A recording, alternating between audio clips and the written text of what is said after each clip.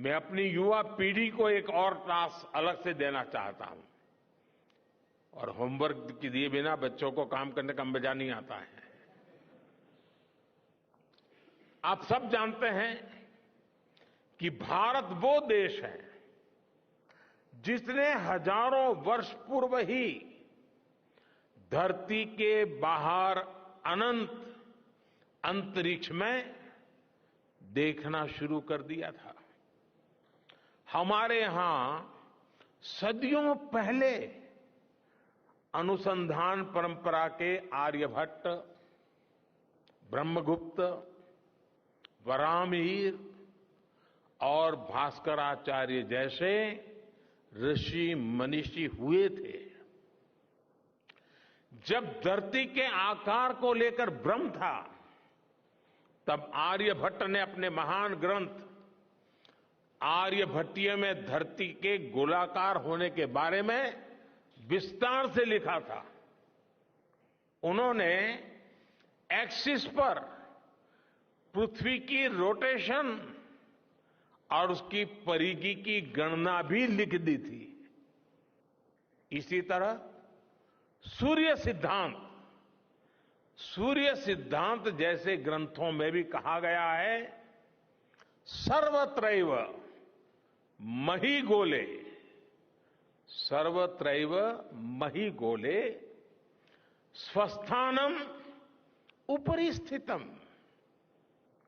मन्यन्ते खेयतो गोलस तस्य क्व ऊर्ध्वम क्व वादः। अर्थात पृथ्वी पर कुछ लोग अपनी जगह को सबसे ऊपर मानते हैं, लेकिन ये गोलाकार पृथ्वी तो आकाश में स्थित है, उसमें ऊपर और नीचे क्या हो सकता है, ये उस समय लिखा गया था। ये तो मैंने सिर्फ एक श्लोक बताया है। ऐसी अनगिनत रचनाएं हमारे पूर्वजों ने लिखी हुई है।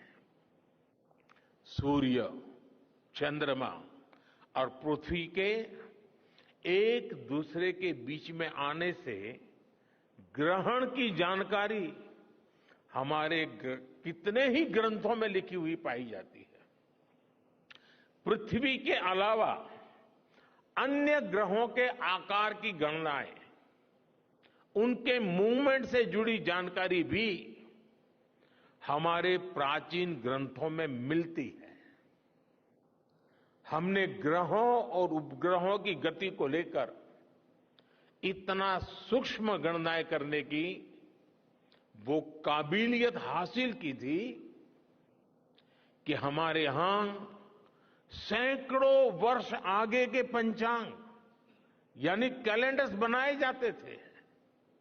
इसलिए मैं इससे जुड़ा एक टास्क अपनी नई पीढ़ी को देना चाहता हूं, स्कूल कॉलेज के बच्चों को देना चाहता हूं। मैं चाहता हूं कि भारत के शास्त्रों में जो खगोलीय सूत्र है, उन्हें साइंटिफिकली प्रूव करने के लिए, नए सिरे से उनके अध्ययन के लिए नई पीढ़ी आगे आए।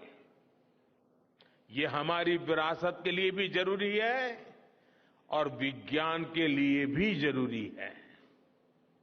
आज जो स्कूल के, कॉलेज के, यूनिवर्सिटी के स्टूडेंट्स हैं, रिसर्चर्स हैं, उन पर एक तरह से ये दोहरा दायित्व है। भारत के पास विज्ञान के ज्ञान का जो खजाना है, वो गुलामी के लंबे कालखंड में दब गया है, छिप गया है। आजादी के इस अमृत काल में हमें इस खजाने को भी खंगालना है, उस पर रिसर्च करनी है और दुनिया को भी बताना है। दूसरा दायित्व ये कि हमारी युवा पीढ़ी को आज के आधुनिक विज्ञान, आधुनिक टेक्नोलॉजी को नए आयाम देने हैं। समंदर की गहराइयों से लेकर आसमान की ऊंचाई तक, आसमान की ऊंचाई से लेकर अंतरिक्ष की गहराई तक आपके लिए करने के लिए बहुत कुछ है। आप डीप अर्थ को भी देखिए और साथ ही डीप सी को भी एक्सप्लोर करिए। आप नेक्स्ट जनरेशन कंप्यूटर बनाइए और साथ ही जेनेटिक इंजीनियरिंग में भी अपना सिक्का जमाइए। भारत में आपके लिए नई संभावनाओं के द्वार लगातार खुल रहे हैं। 21वीं सदी के इस कालखंड में जो देश साइंस और टेक्नोलॉजी में बढ़त बना ले जाएगा, वो देश सबसे आगे बढ़ जाएगा।